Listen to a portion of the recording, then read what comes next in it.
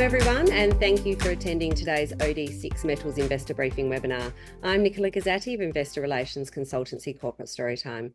OD6 Metals is an ASX listed company pursuing exploration and development opportunities within the critical minerals space. The company has recently announced an intention to acquire the Gulf Creek copper project near the town of Barraba in New South Wales. Historical mining at the Gulf Creek VMS deposit produced high grades of copper and zinc. Today, I am pleased to be joined by Managing Director Brett Hazelden and Non-Executive Director and Geological Adviser Darren Holden, who will be taking us through an investor presentation on the Gulf Creek acquisition. After the presentation, we will open the floor for a Q&A session. So without any further ado, I am pleased to hand over to Brett and Darren. Thanks, Nicola. Thanks for the introduction, and thanks for everyone for joining us. Quite exciting time for OD6, acquiring this historic high-grade copper project in New South Wales that time seems to have forgotten, but we've obviously gone through and done a bit of history, especially with Darren being a doctor of history as well. So we've been able to get through the details, and we've got a really exciting project there.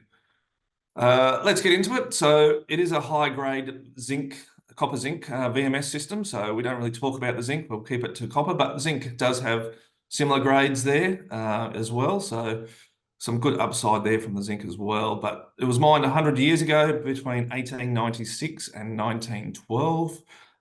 It really stopped being mined because of the copper prices at the time. It was all horse and cart, and the nearest train was a reasonable distance away. So there was some historic photos right at the back of this presentation, which people can have a look at. There was lots of people there, 400, 500, 600 people, with a little township out there as well. So it was quite a good show, and one of New South Wales's key historic landmarks out there for copper. If we look at modern times, it's really been underexplored. So there's been really no drill holes put in there other than two back in the 1960s, so well over 60 years ago. One of those drill holes actually hit the workings, and the other one hit some grade under there to the south, and we'll touch on the basis of that hole probably being on the wrong side, should have been on the north, and the modern day geophysics is showing us that, so we'll touch on that going forward. The key association that we have identified through a whole heap of different research that's been done over the years is that the copper is associated with magnetite, and then that allows us to use the magnetics to then potentially target a whole heap of different areas where the copper and magnetite association should be. So that's potentially 3 to 10 kilometres of untested greenfield sites, in addition to the brownfields area, that's the old Gulf Creek workings. And there are also two other mines, historic copper mines, on the tenement that we've picked up. One's Murchison and the other one's 4 Mile to the north and south. They also are running 4% copper grades as well. So the area is really interesting. It does have some really good copper grades. It's probably also worth mentioning, we've looked at over 40 different projects over the last few months trying to identify a new tenement or a new project to bring into the mix at OD6. And we've seen lots of projects that have got 1 or 2 million tonne of copper, but they're not really big enough. Really, where you need to get to is 10 million tonnes of copper at a couple of percent copper grade to be able to make these things economic. And most people will tell you somewhere 10,000 tonnes per annum of a copper product or concentrate being produced is the threshold. You really would like to be around the 20 to 30,000 tonnes of copper per annum being produced over some 7 to 10 years, a bit like the DeGrussa of the worlds that made lots of people a lot of money.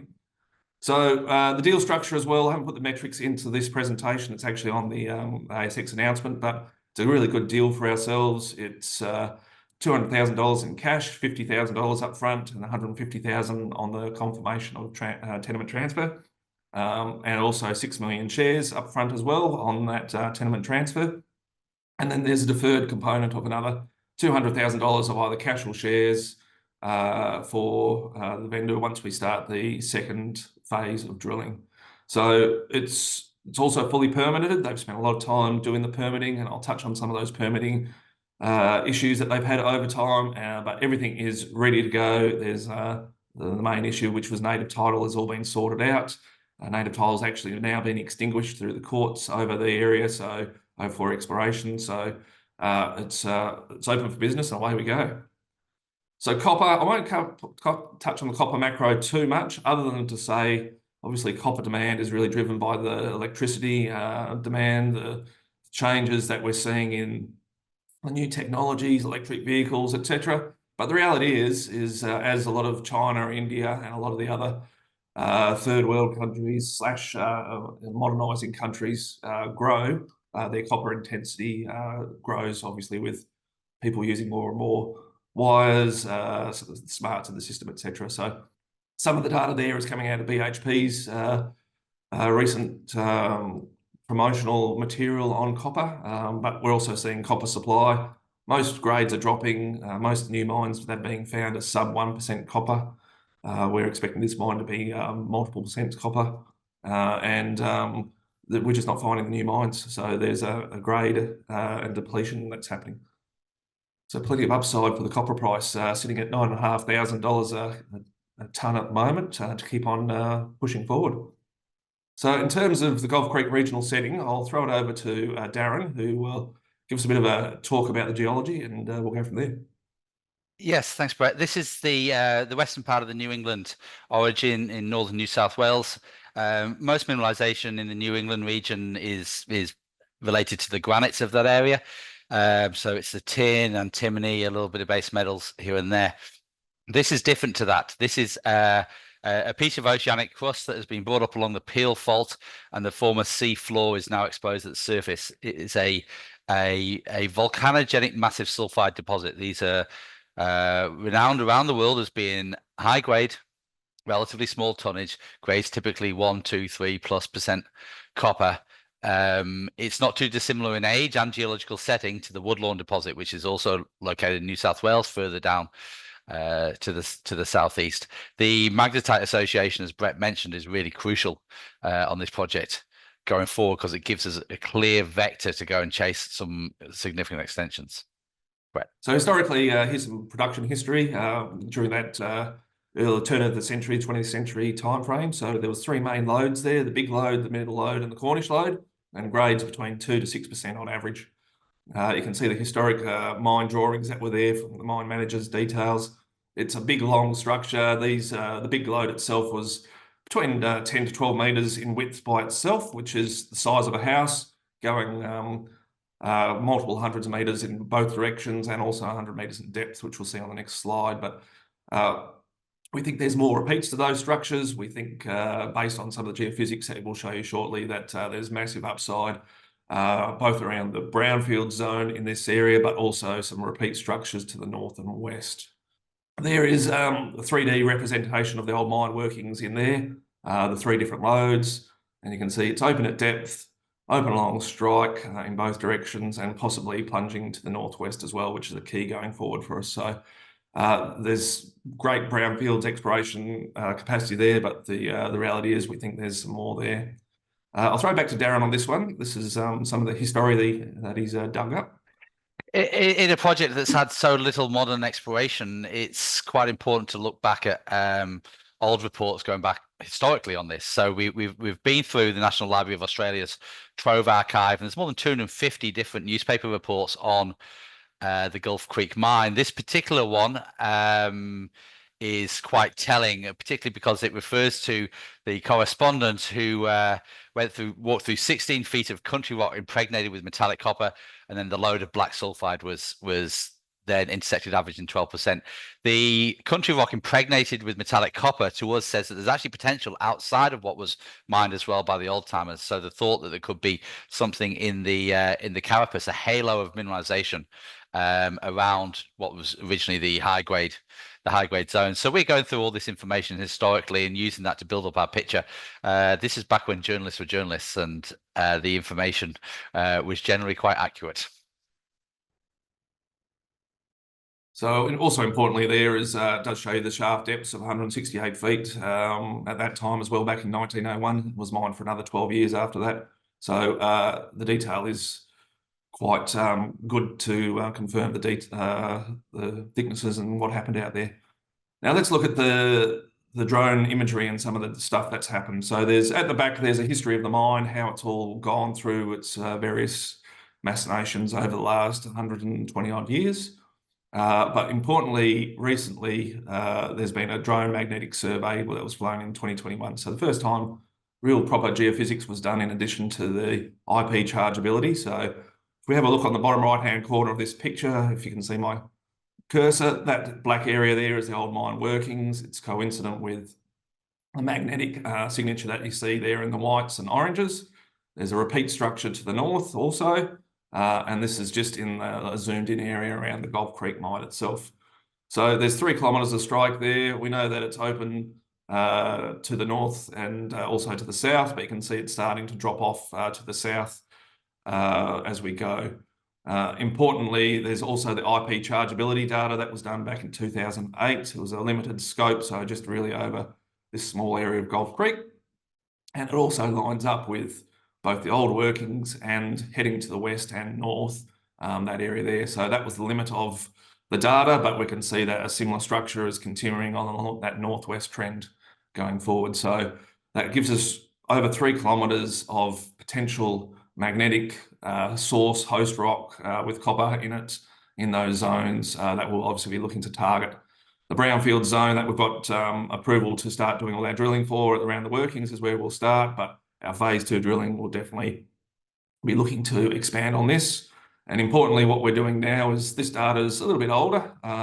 So we're using some of the more modern reprocessing techniques that we've seen with, that we've been so successful with at Grass Patch and Splinter Rock to try and figure out what else is happening there and getting some better targets going forward as well.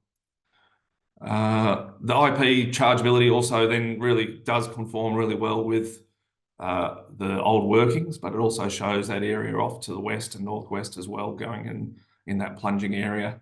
Darren's been out on site. He's also collected a number of samples out there that we're getting assayed as we speak. But importantly, here's one of the rocks. It does have its copper in there, along with the magnetite, and there's a magnet hanging off it. So it is magnetic. We have proven that there's the association with copper and the magnetite, and that's something that we should continue following up going forward as well. Any other comments there, Darren, that you want to raise just off those two? No, it's just the association with magnetite. It doesn't exist in all VMS deposits, but it does exist at Beshi, which is the big one in Japan that these kind of systems are named after. Ansel in Canada, several of the Turkish VMS deposits, and it just provides this great clue going forward on how we're going to develop our exploration targeting. So in terms of regional exploration, this is a zoom out of the drone imagery. So the drone works that were done in 2021 didn't actually cover the whole tenement area.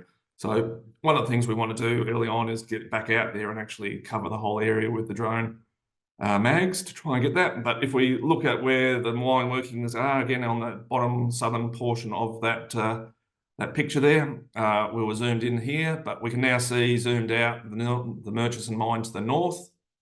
That's also is associated with the magnetics up there as well. And then there's a big zone in the middle that's been untested. So the old timers, when they walked and came across this back in the late 1890s, they would have been looking for an outcrop, which is what it was around the Gulf Creek mine area. And that's how they would have found it. So modern day geophysics is identifying all these blind below surface targets. And obviously that's what we'll be targeting going forward. Over that extended area there, there's over 10 kilometres of magnetics there. So people can start looking at the potential there with the old workings were 100 metres deep at least. It could still go deeper as well. 10 metres wide in just one of those lodes with extensions on either side with halos. You can start getting some really big numbers. And the SG of these type of projects and these type of rocks are generally about 3.5. So that's when you're converting cubic metres to tonnes. So you can suddenly get a big system out of this, and you can get to the tonnes that you need to, a bit like Woodlawn that had that 20 million tonnes at 1.6%. Suddenly you're in economic territory, which is really what's attracted us. It's not a isolated 1 to 5 million tonne per annum show at 1% or less. So for us, it's really exciting. It gives us the ability to get out there, and hey, it's an untested gem really sitting there that people have forgotten about, and we can actually hopefully extract. The phase 1 program, so there's already an approved program on there. It's gone through all the flora, fauna, land access, native titles, etc. All those permits are in place. As I mentioned, native title has been extinguished in the area for exploration. So that's all done. The flora, fauna hasn't found any issues of note. There's a bird that is across the whole of New South Wales that we just need to make sure we don't do anything around nesting time. But other than that, it's really straightforward. There's 14 holes already permitted, so between 1,500 and 3,000 metres, and that's drill ready. So we'll get in there and start drilling early in the new year as the plan. We want to make sure that we reprocess and reinterpret some of the works that are there to make sure we're targeting the best spots, and we're going to hit those good high grade zones. We'll also look to get some geophysics done out there again, as I mentioned, across the whole tenement. And key, there's been some real success from people like Firefly and a number of other projects around the world where they've been using downhole EM. So the downhole electromagnetics helps identify off-hole conductors. So the conductors will be things like the coppers and the magnetites, etc., that are out there to continue to identify and target new areas to keep on drilling. So that's the main area. Phase 1 really focused around the brownfields existing working areas. Phase 2 will be the expanded area outside the main workings and heading towards those green field zones to the west and northwest and the repeat structures as we go. I'll just touch on a few other high-level things. What else attracted to us? So it is in New South Wales. New South Wales has put out some notes recently suggesting or saying that there's deferred royalty schemes in there to try and get people to be looking for copper, along with a number of other projects as well, so a number of the critical minerals. The project itself is located, actually has a sealed road going right past the front door. There are all the main highways through there. There's electricity transmission lines in the area in terms of Orange. Gas pipelines through there, there's railway tracks. Renewable energy zones are also in those places. And for producing a copper concentrate, which is what you'd look to do, or a copper and zinc concentrates, it's 400 kilometres to the port of Newcastle. So it ticks a lot of the boxes in terms of infrastructure, ports and things that you don't need to spend money on going forward. Metallurgy-wise, so historically they produced a copper vat on site and took it out in little sacks. We've seen photos of that on the back of horse and carts, so quite amusing really. But going forward, these deposits are generally concentrators. So the concentrator will be a couple of stages of crushing, grinding and stage flotation to separate copper and zinc and some of the other concentrates out. And then the big question is the magnetite ever going to be a potential byproduct, given that it's highly magnetic? So something for us to look at. That's not base case, but a bit of upside going forward. So investment highlights, Gulf Creek really does tick all the boxes that we were looking for when we've been out there looking at these things. The grade is high. Those 2 to 6% coppers are something that you really want to target. You can get lots of tons of copper out for not too many tons of actual ore in the ground. So that keeps things simple, keeps capital costs low going forward. You can suddenly have a 1 million tonne per annum concentrator in place for relatively low capital costs. The big upside is virtually no exploration over those last 100 years.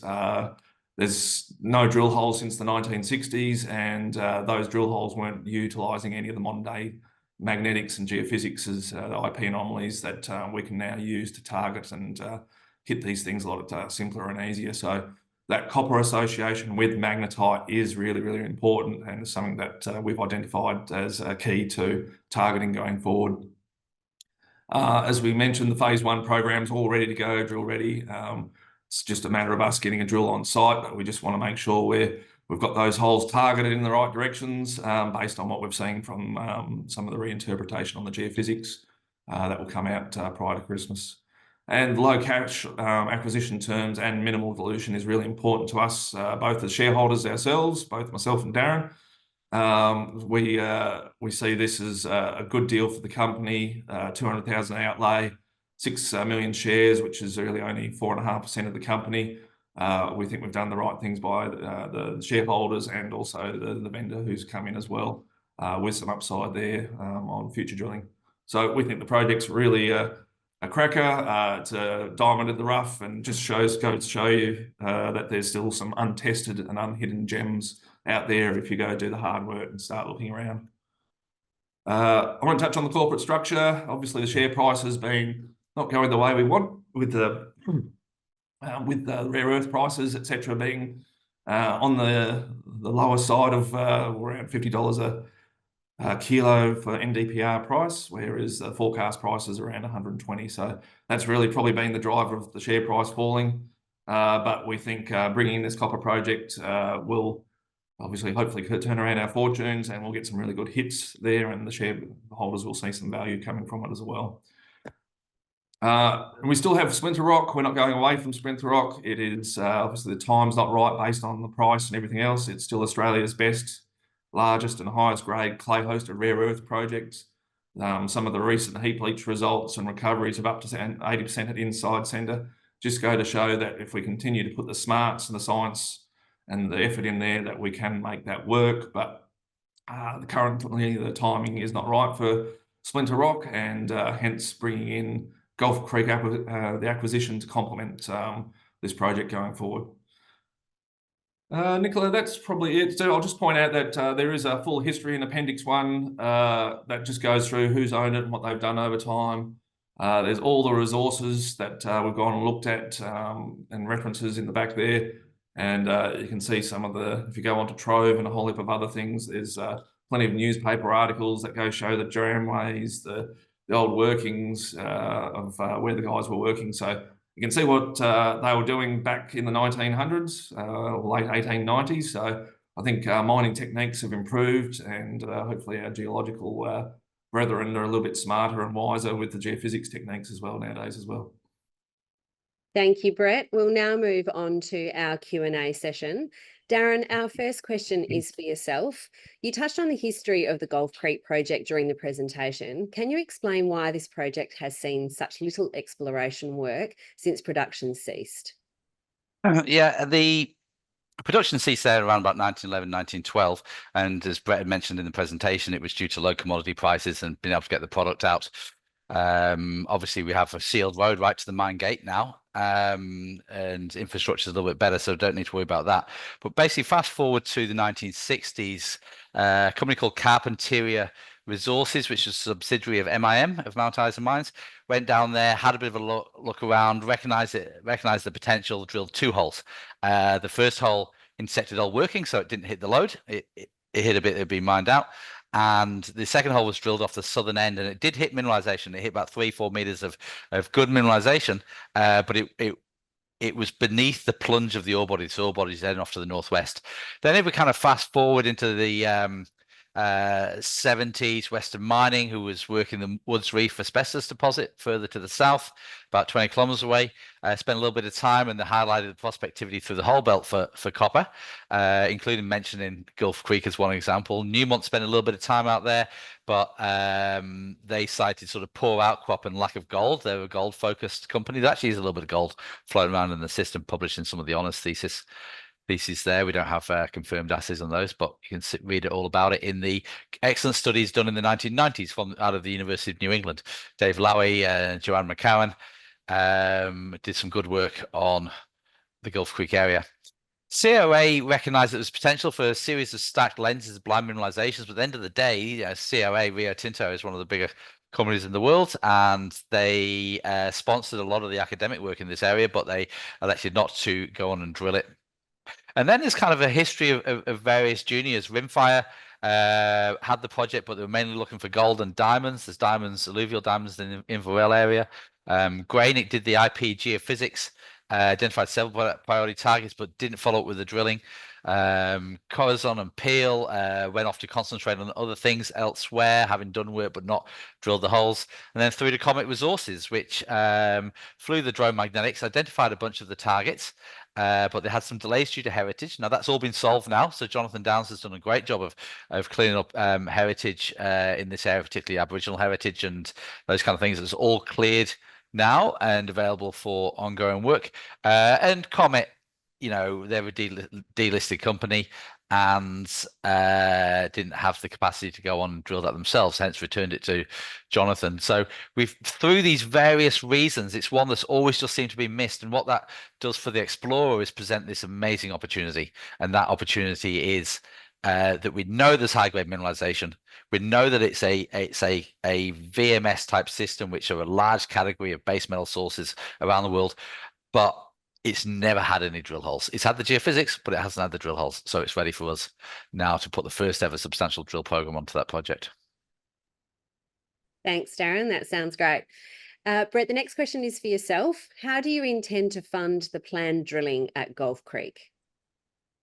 Yeah, so we've got $1.8 million in the bank as at the end of the last quarter, so still well funded here, but we've also got a whole heap of R&D money that's about to come in the order of about $600,000. So we're actually well funded from that point of view. The initial drill program, depending on if we do RC versus diamond or RC pre-collars going into diamond drilling, along with all the other bits and pieces, is sub $1 million in terms of work. So we're well funded to complete that work. We will obviously have some good news flows going forward, and like every other company, off with good results. Hopefully, there's continued interest in the project, and we can continue to fund it from there. Thank you, Brett. Darren, our next question is for yourself, and you have mentioned the geophysics of the project.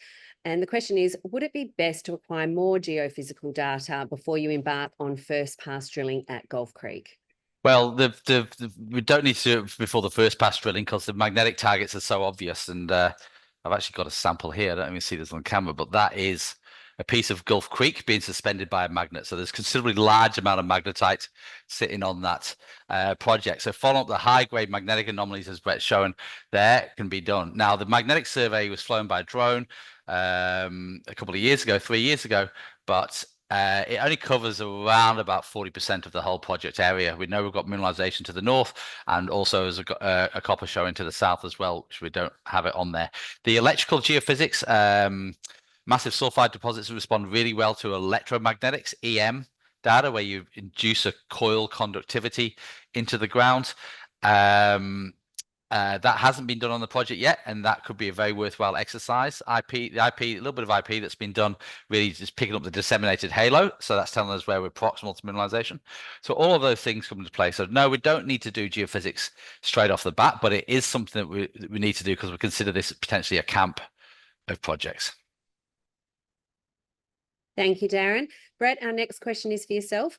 Can you confirm when drilling is due to commence at Gulf Creek? Yeah, so we're 8 weeks away from Christmas, and we obviously want some of that reprocessed geophysics to come in that we've been speaking about as well, just to make sure the holes are targeted. So currently starting Q1 early in the new year, as soon as we can get driller ready and post-Christmas time, and we'll be out there. That sounds great, Brett. Our final question for today, what are your plans for Splinter Rock and Grass Patch? Yeah, so Splinter Rock and Grass Patch are still important projects to us. We just, as I mentioned earlier, we think the timing's not quite right for them in history. So, but things change in the rare earths markets, as we've seen over a couple of different up and down cycles. We're currently in a price down cycle, but if we hold on to that project, that'll be worth some money as it comes out through that up cycle. The recovery is looking good and everything else. So we'll continue doing work with ANSTO to de-risk some of the metallurgical stuff, but our focus will move more to drilling out at Gulf Creek moving forward. Do you have any final comments for today? Darren, anything from you first? Just that it's just such a tantalizing exploration opportunity in the right commodity at the right time, and as I mentioned earlier, it's just right for the picking, and we're lucky to have come across it in our due diligence across 40 odd projects that we've looked at. Yeah, and I sort of second a lot of those comments there. The key is the geophysics is really showing up some really, as Darren says, tantalizing targets there. So if we can get stuck into those, and we've got something, a big scale project down there at good grade, and they're pretty rare in the world of copper currently. Thank you, Brett. Thank you, Darren, for the comprehensive update. If you do have any additional questions for the OD6 Metals team, please feel free to email them to info@corporatestorytime.com. We will be sharing a recording of this webinar on the OD6 Metals and Corporate Storytime social media accounts in the coming days. This does conclude our webinar for today, and I thank you all for your attendance.